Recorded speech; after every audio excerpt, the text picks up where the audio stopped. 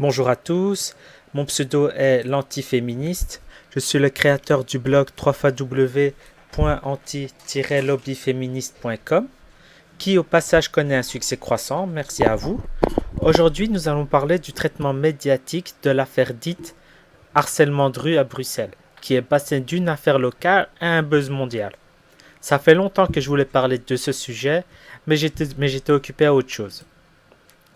J'aimerais dire avant de commencer que je n'approuve pas ceux qui insultent ou font des remarques déplacées aux femmes.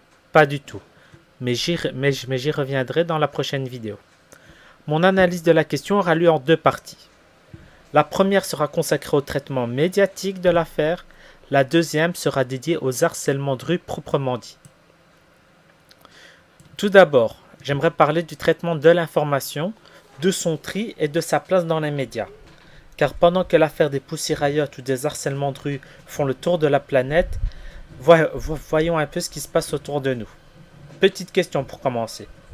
Qui est au courant de ce qui s'est passé en Islande ces dernières années? Si vous ne le savez pas, ne vous inquiétez pas, je vais vous le dire. Suite à la crise économique qui a secoué le pays en 2008, de grandes manifestations ont eu lieu, ce qui a conduit à la chute du gouvernement de droite. Des élections anticipées ont vu le jour. La gauche a pris le pouvoir, mais de nouvelles manifestations ont eu lieu pour demander que la loi qui allait être ratifiée par le pouvoir sur le remboursement des dettes de la banque iSave causée par sa mauvaise gestion soit soumise à un référendum.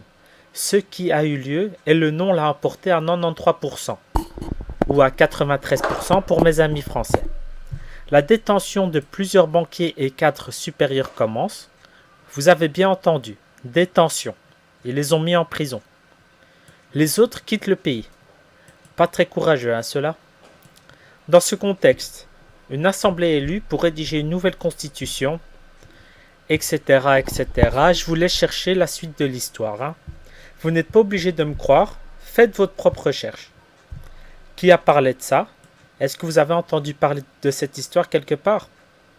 Pourtant, il s'agit d'une bombe médiatique, mais silence complet des médias de masse. Faudrait peut-être pas donner de mauvaises idées aux Grecs et aux autres. Et au lieu de ça, on nous bassine avec les Pussy Riot et l'affaire des harcèlements de rue fait le tour de la planète. Je me demande vraiment comment juger l'importance de chaque information. Autre chose. Les médias passent d'un sujet à un autre comme s'il s'agissait d'un feuilleton télé. Une fois c'est la Tchétchénie, l'autre fois c'est le Darfour, et puis le Congo, et ainsi de suite. Par exemple, l'Irak est démodé aujourd'hui. On ne parle que de la Syrie.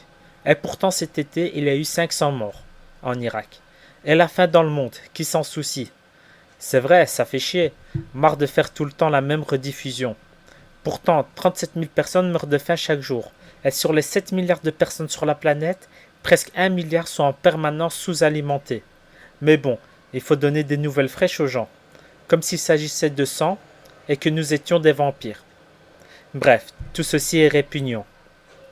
Un autre point que j'aimerais aborder avec vous est la dictature de l'émotionnel.